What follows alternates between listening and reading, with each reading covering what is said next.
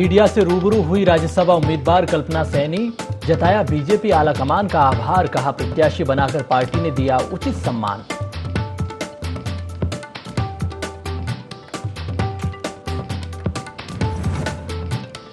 चंपावत में कल होने वाली वोटिंग की तैयारी पूरी, सभी पोलिंग पार्टियां पोलिंग स्थलों के लिए रवाना, संवेदनशील इलाकों के साथ नेपाल सीमा पर भी बढ़ाई गई निगरानी।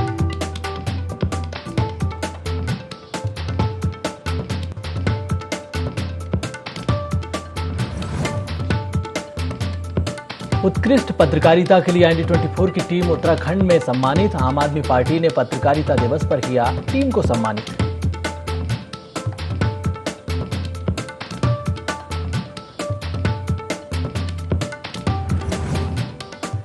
जोशीमठ में नवोदय विद्यालय को बंद करने का विरोध, सड़क पर उतरे छात्र और अभिभावक, कहा स्कूल बंद हुआ तो सड़कों पर बैठकर ही करेंगे पढ़ाई।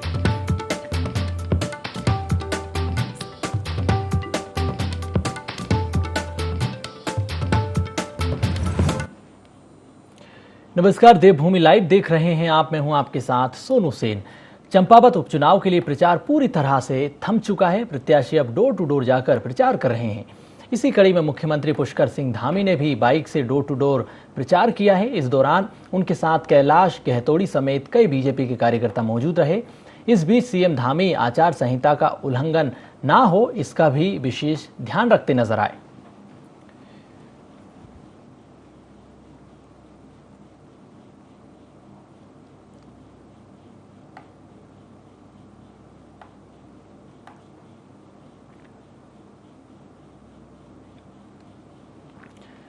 बीजेपी ने उत्तर प्रदेश की 6 राज्यसभा सीटों और उत्तराखंड की 1 सीट के लिए प्रत्याशियों की सूची जारी कर दी है। बीजेपी ने उत्तर प्रदेश से राधा मोहन अग्रवाल, लक्ष्मीकांत वाजपेयी, सुरेंद्र सिंह नागर, बाबूराम निषाद, दर्शना सिंह और संगीता यादव को राज्यसभा का प्रत्याशी बनाया। वहीं उत्तराखंड से डॉक्टर कल्पना सैनी को उम्मीदवार बनाया है। कल्पना सैनी अन्य पिछड़ा वर्ग आयोग के अध्यक्ष हैं। डॉक्टर कल्पना ने कहा कि मेरे राष्ट्रीय नेतृत्व ने और प्रदेश के वरिष्ठ नेताओं ने जो निर्णय लिया है, मैं अपने संगठन के हृदय से आभारी हूं। पार्टी ने एक बार फिर मुझे चुनकर महिलाओं और ओबीसी समाज के प्रति संगठन की सोच का परिचय दिया है।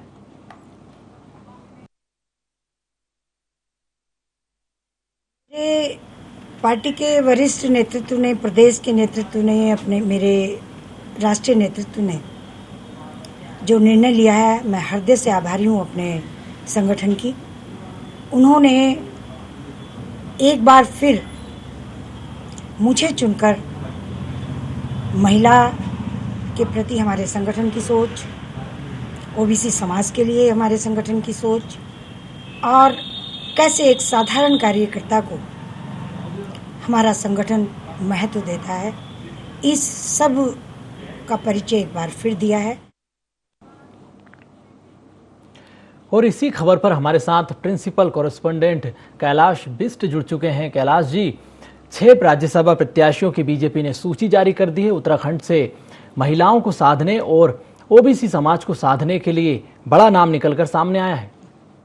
बिल्कुल सोनू, देखिए जिस तरीके से ओबीसी वर्ग की बात करें और सैनी समाज की बात करें तो वाकई में इसको साधने के लिए बीजेपी ने बहुत ही अच्छा यहाँ पर एक पैंतरा यहाँ पर अपनाया है। और जिस तरीके से अगर बात करें तो लोकसभा चुनाव भी है 2024 में और राष्ट्रपति का चुनाव भी जुलाई में होना है, जिसको लेकर जो 15 राज्य हैं वहां पर 57 सीटों के लिए जो राज्यसभा सांसद हैं, ये बहुत ही ज्यादा महत्वपूर्ण है। क्योंकि अगर राष्ट्रपति का चुनाव होता है तो उसमें एक संख्या बल की बहुत आवश्यकता पड़ती है, जिसको लेकर बीजेपी लगातार कोशिश कर रही है कि राज्यसभा में जो अपर हाउस होता है उसमें उनकी संख्या बल यहाँ पर ज्यादा हो। उसके अलावा जो भी जब कानून बनते हैं तो जाहिर तौर पर राज्यसभा में अपर हाउस में भी वो कानून बनकर जाते हैं, तो उसमें भी अगर संख्या बल ज्यादा हो, उसको लेकर भी बहुत ज्यादा संजीदा इस वक्त राज्य जो बीजेपी है वो नजर आ रही है। और जहां तक बात उत्तराखंड की है तो उत्तराखंड के परिप्रेक्ष्य में एक जब पहले सुषमा स्वराज कभी जो आज दिवंगत नेता है बीजेपी की, उनको कभी उत्तराखंड में उन्होंने राज्यसभा से यहाँ से उनको भेजा गया था या राज्यसभा, और अब यहाँ पर एक और महिला को उनको राज्यसभा भेजा गया है। लेकिन सबसे चौंकाने वाली बात यह है कि जो 10 नाम पैनल में भेजे गए थे, उन 10 नामों में इनका नाम शामिल नहीं था, कल्पना सैनी का। और कहीं ना कहीं एकाएक जब ये नाम यहाँ पर सामने आया तो जाहिर तौर पर यहाँ पर हैरान सब रहे।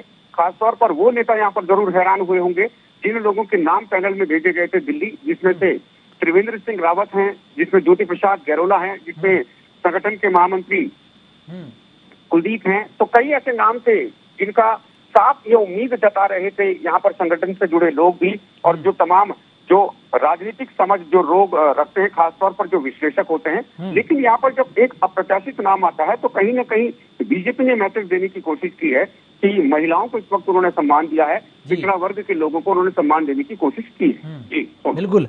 इसके पीछे संगठन की मंशा भी हम समझना चाहेंगे कि पहले 10 नामों का पैनल तय किया जाता है, संगठन उसे हाईकमान को भेजता है और एकदम से रणनीति बदली जाती है और एकदम से नाम कल्पना सैनी का निकल कर आता है। इसके पीछे मंशा क्या है आखिरकार? तो देखिए, बिल्कुल मैं आपको बता दूं कि जिस तरीके से अगर भारतीय जनता पार्टी की बात करें तो हमेशा ही अप्रत्याशित कार्य करती है। बीते अगर कुछ सालों की हम बात करें और अगर गौर करें उनकी वर्किंग पर, तो जो बीजेपी कहती है बिल्कुल उसके उलट होता है। अगर वो किसी को प्रत्याशी घोषित करती है, सीएम का प्रत्याशी घोषित करती है, या उम्मीद लोगों को रहती है कि इसको सीएम बनाया जा सकता है, या फिर इसको सांसद, या फिर इसको विधायक का टिकट मिल सकता है, लेकिन वहां पर नतीजे कुछ और आ जाते हैं, वहां पर रिजल्ट, वहां पर वर्किंग कुछ और हो जाती है। कुल मिलाकर संगठन की अगर हम बात करें, बीजेपी के संगठन की, तो बीजेपी में आज की डेट पर उन लोगों को ज्यादा तवज्जो दिया जाता है जो लोग आरएसएस से जुड़े लोग हैं, जो लोग धरातल और संगठन में काफी सक्रिय लोग हैं। और जहां तक बात रही कल्पना सैनी की है, वो पार्षद भी रही हैं रुड़की से, और मैं आपको बता दूं कि सालों से वो आरएसएस की कार्यकर्ता भी रही हैं, आरएसएस से जुड़ी भी रही हैं।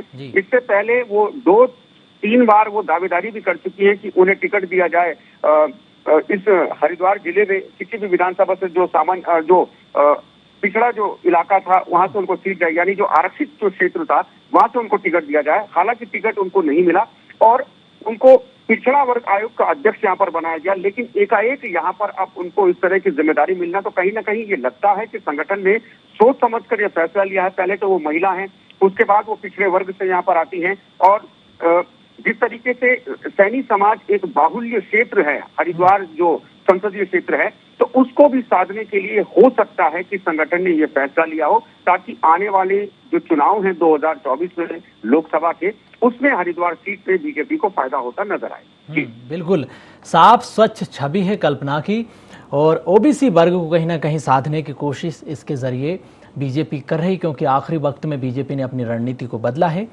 और एक बात और, क्योंकि अंतिम दौर में इस नाम को तय किया गया, संघ का कहीं ना कहीं इसके पीछे हस्तक्षेप भी दिखाई दे रहा है। कैलाश जी, बिल्कुल देखिए, बीजेपी में जब भी कोई वर्किंग होती है तो इसमें कोई दो राय नहीं कि संघ का एक बहुत बड़ा हस्तक्षेप होता है। संघ की देखरेख में ही यहाँ पर कई कार्य बीजेपी में होते हैं। बिना संघ के इजाजत के कई कार्य ऐसे हैं जो बीजेपी नहीं कर सकती, चाहे उसमें खुद मुख्यमंत्री हो, या फिर जो प्रदेश अध्यक्ष हो वो इसमें इन्वॉल्व हो, या फिर जो संगठन में जो महामंत्री हैं। तो कुल मिलाकर यहाँ पर संगठन का एक बहुत बड़ी भूमिका इसको हम कह सकते हैं। और जिस तरीके से मैंने आपको बताया कि जो नाम कुछ और थे, लेकिन यहाँ पर एक और नया नाम निकल कर आ गया, तो ये बड़ा अप्रत्याशित था। क्योंकि अभी आपने कुछ दिनों पहले देखा होगा, सुनो, इसी में एक बात और मैं ऐड ऑन करना चाहूंगा कि हालांकि पुष्कर सिंह धामी को मुख्यमंत्री बनाया है, आपकी दूसरी जो उनकी जो टर्न है, लेकिन चुनाव वो हार गए थे और लग नहीं रहा था कि यहाँ पर उनको मुख्यमंत्री बनाया जाएगा, लेकिन एकाएक फिर से उनको मुख्यमंत्री यहाँ पर बना दिया गया। तो कुल मिलाकर ये कहा जा सकता है बीजेपी में कि बीजेपी में कुछ भी प्रत्याशित नहीं, सब अप्रत्याशित है। कभी भी कोई भी डिसीजन बीजेपी का संगठन ले सकता है, जो जीता जागता उदाहरण हमारे सामने राज्यसभा उम्मीदवार के नाम पर मौजूद है। चलिए कैलाश जी, आप बने रहिए हमारे साथ। तो अप्रत्याशित निर्णय बीजेपी का देखने को मिला है, राज्यसभा के लिए कल्पना का नाम सामने आया। खबरों में आगे बढ़ेंगे। आगामी 31 मई को चंपावत विधानसभा में होने वाले उपचुनाव के मतदान के लिए आज चंपावत से समस्त बूथ क्षेत्र की कुल 151 मतदान पार्टियां रवाना हो गई है। स्थानीय गोरल चेड़ मैदान से अपनी निर्वाचन सामग्री और ईवीएम के साथ मतदान पार्टियां अपने मतदान केंद्रों के लिए रवाना हुई हैं। इस दौरान जिला निर्वाचन अधिकारी चंपावत भी मौजूद रहे हैं। जिला निर्वाचन अधिकारी ने इस मौके पर मतदान पेटियों का यहां पर जायजा भी लिया और मतदान को निष्पक्ष सफलतापूर्वक संपादित करवाने की बात कही है। बता दें कि इससे पहले मतदान पार्टियों को निर्वाचित संबंधित तृतीय प्रशिक्षण दिया गया। सेक्टर एवं जोनल मजिस्ट्रेट को पूर्ण जिम्मेदारी दी गई कि वे मतदान केंद्रों तक मतदान पार्टियों को सकुशल पहुंचाएं। दूरस्थ मतदान केंद्रों के लिए रिजर्व में एक अतिरिक्त ईवीएम और वीवीपैट मशीन भी दी गई है। मीडिया से मुखातिब होते हुए जिला निर्वाचन अधिकारी चंपावत के जिला अधिकारी नरेंद्र सिंह भंडारी ने बताया कि विधानसभा के सभी बूथों के लिए पोलिंग पार्टियां रवाना कर दी गई है। उनकी सुरक्षा की भी समुचित व्यवस्था की गई। मतदान को देखते हुए विधानसभा क्षेत्र में आने वाले सभी संवेदनशील बूथों और नेपाल सीमा से लगे क्षेत्रों में सुरक्षा के पुख्ता प्रबंध किए गए।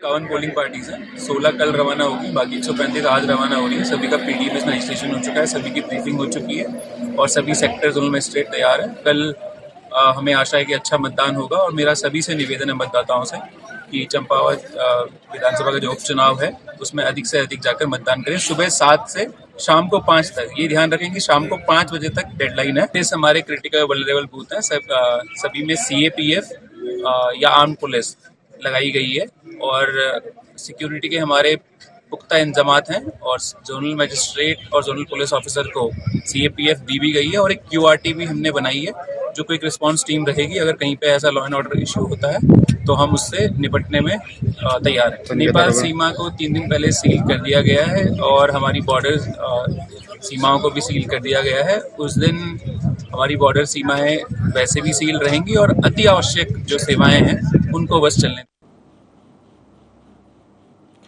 प्रिंसिपल कॉरेस्पोंडेंट कैलाश बिस्ट हमारे साथ लगातार बने हुए हैं। कैलाश जी, मतदान की बारी, कितनी तैयारी, क्या कुछ इंतजाम यहाँ पर विभाग ने किया है? दोनों देखिए इंतजाम पूरे हो चुके हैं। जो पोलिंग पार्टियां हैं वो रवाना हो चुकी हैं। कल ही उनकी रवानगी का शुरुआत हो चुकी थी और आज पूरी पोलिंग पार्टियां अपने गंतव्य में पहुंच गई हैं। पहाड़ी जिला होने के नाते खासतौर पर नेपाल से सटी सीमाएं इस जिले की हैं, जिसको लेकर थोड़ा संवेदनशील कुछ इलाके हैं। यहाँ पर सतर्कता बरती गई है। एसएसबी के जवान हो, पुलिस के जवान हो, यहाँ पर लगातार सघन चेकिंग अभियान यहाँ पर वाहनों में चलाया जा रहा है ताकि कोई भी यहाँ पर गतिविधियां अगर संलिप्त पाई जाती हैं तो तुरंत और फौरी तौर पर एक्शन वहाँ पर लिया जाए। और चूंकि सबसे बड़ी बात है कि मुख्यमंत्री इस वक्त खुद चुनावी मैदान में है तो जाहिर तौर पर प्रशासन बहुत ज्यादा अलर्ट मोड पर है। अधिकारियों की खासतौर पर जो निर्वाचन के जो अधिकारी हैं, सुरक्षा से संबंधित जो अधिकारी हैं, उनकी टीम वहां पर लगातार तैनात है, मुस्तैद है। और चूंकि यहाँ पर दूसरा देश नेपाल लगता है तो जाहिर तौर पर कहीं न कहीं चुनौतियां बढ़ जाती हैं, उसको लेकर यहाँ पर अलर्टनेस ज्यादा है। और जहां तक अगर बात की जाए तो कल सुबह लगभग 7 या 8 बजे से चुनाव शुरू हो जाएगा, मतदान शुरू हो जाएगा। 5 बजे तक मतदान होगा, लेकिन उन इलाकों में जहां पर लोग अगर अंदर होंगे, 5 बजे का समय हो जाएगा, गेट अगर बंद हो जाएगा तो उन लोगों को इजाजत होगी कि वो अपना मत का इस्तेमाल वहां पर कर सके और किसी तरह की कोई टेक्निकल दिक्कत ना आए। क्योंकि अमूमन दोनों हमने देखा है कि अचानक जो कभी दिक्कतें आती है वीवीपैट मशीनों को लेकर, तो उसके लिए इस वक्त एक खास इंतजाम यह है कि अतिरिक्त मशीनें यहाँ पर भेजी गई हैं। और सबसे बड़ी बात इस वक्त एक और यहाँ पर आपके माध्यम से मैं जानकारी देना चाहूंगा कि जो यहाँ पर जो रिटर्निंग अधिकारी हैं, जो कर्मचारी हैं जिनकी तैनाती यहाँ पर पोलिंग बूथों पर है, उनकी सुरक्षा को लेकर भी इस वक्त जिला निर्वाचन अधिकारी बहुत ज्यादा यहाँ पर जागरूक नजर आए और उनके लिए भी यहाँ पर सुरक्षा की व्यवस्था यहाँ पर पूरी की गई है। उनके लिए भी यहाँ पर पुलिस को लगवाया गया है, अतिरिक्त यहाँ पर जवान लगवाए गए हैं ताकि किसी भी तरह की कोई अनहोनी से बचा जा सके। बिल्कुल, इस बार मतदान केंद्रों पर भी काफी कुछ बदलाव हुए हैं और ड्रोन कैमरों से भी निगरानी रखी जा रही है। बिल्कुल, यहाँ पर चाहे ड्रोन कैमरों की बात हो, मॉनिटरिंग की बात हो, तो लगातार यहाँ पर हर तरीके से हथकंडे अपनाए जा रहे हैं, हर तरीके से कोशिश यहाँ पर की जा रही है। और क्योंकि ये मैंने आपको पहले ही बताया कि ये पहाड़ी इलाका है, तो यहाँ पर जहाँ पर संसाधन नहीं है वहाँ पर अधिकारी पहुंच रहे हैं, वहाँ पर कर्मचारी पहुंच रहे हैं, सुरक्षा के इंतजामों की पूरी कोशिश की जा रही है। तो कुल मिलाकर देखें कि ये एक जो चुनाव है, चुनाव को लेकर सरकार के जो प्रशासन के जो खासतौर पर जो अधिकारी हैं वो गंभीर हैं। और कल देखते हैं कि किस तरीके से चुनाव होता है। हम उम्मीद करते हैं कि चुनाव सरलता पूर्वक यहाँ पर संपन्न होगा। चलिए कैलाश जी, बहुत धन्यवाद तमाम जानकारी के लिए। तो उपचुनाव के लिए मतदान पार्टियां रवाना हो चुकी है, पुख्ता इंतजाम यहां पर सुरक्षा के प्रशासन ने किए हैं। आज पत्रकारिता दिवस के मौके पर आम आदमी पार्टी ने देहरादून में पत्रकारों को उत्कृष्ट पत्रकारिता के लिए सम्मानित किया है। इस दौरान कई निर्भीक पत्रकारों को उनकी पत्रकारिता के लिए सम्मानित किया गया। आम आदमी पार्टी ने IND24 की टीम को भी उत्कृष्ट पत्रकारिता और निष्पक्ष पत्रकारिता के लिए इस अवसर पर सम्मानित किया। आप संयोजक ने सभी अन्य पत्रकारों को भी आज के दिन की बधाई दी है।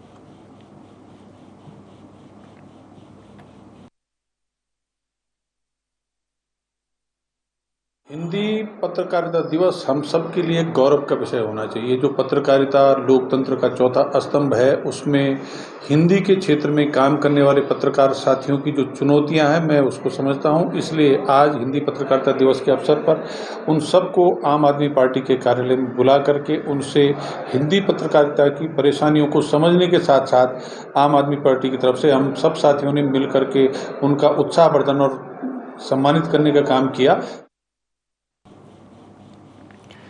मधमहेश्वर में रेस्क्यू अभियान लगातार जारी है। सुबह 5:30 बजे एयरफोर्स के 2 हेलीकॉप्टर के माध्यम से ये रेस्क्यू अभियान शुरू किया गया और जानकारी के मुताबिक पांड बसेरा ट्रैक पर फंसे सभी ट्रेकर्स और पोर्टर्स को सुरक्षित बाहर निकाल लिया गया है। पुलिस प्रशासन के साथ ही एयरफोर्स की टीम भी इस मौके पर मौजूद रही है। सुबह 6:45 पर ट्रेकरों को और पोर्टरों को पिकअप किया गया।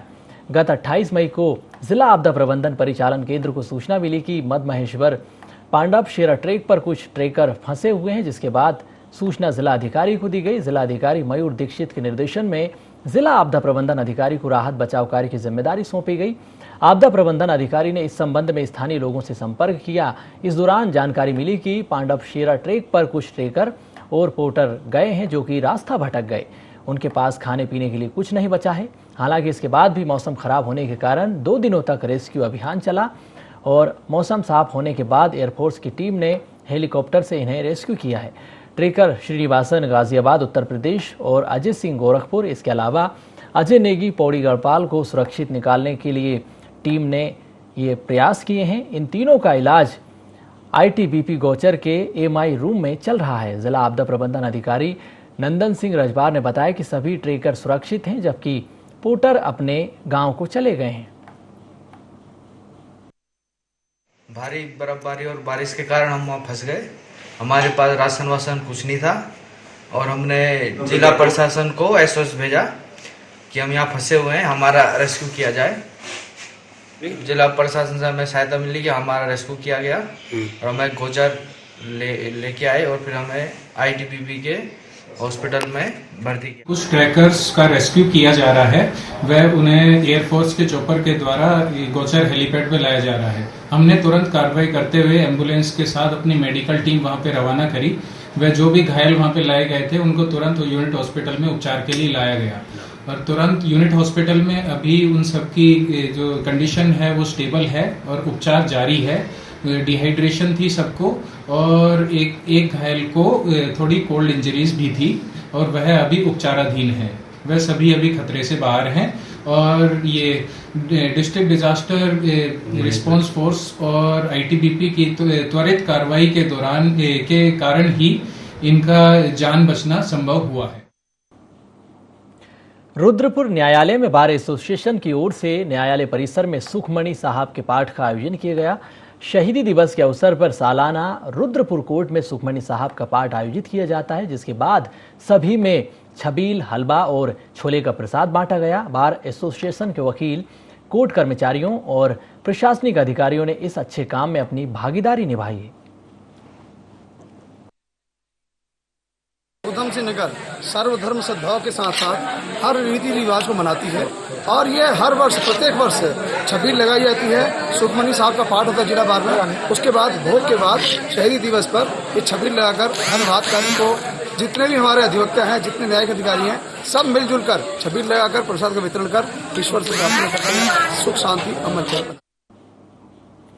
राजीव गांधी अभिनव विद्यालय का इंटर कॉलेज में विलय के विरोध में विद्यार्थी और अभिभावक सड़कों पर उतरे हैं। इस दौरान प्रदर्शनकारी बद्रीनाथ स्टैंड से नारेबाजी करते हुए तहसील पहुंचे, जहां पर धरना प्रदर्शन किया गया। विद्यार्थियों ने सरकार से विद्यालय को बंद नहीं करने की मांग की है, साथ ही मांग पूरी नहीं होने पर आंदोलन की चेतावनी दी।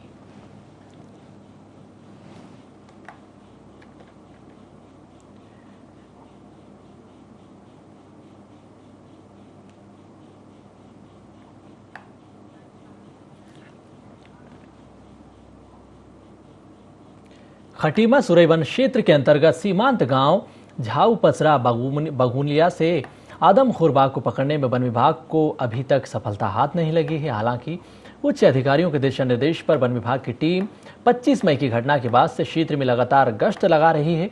बाघ को पकड़ने के लिए घटना क्षेत्र में पिंजरा भी लगा दिया गया है।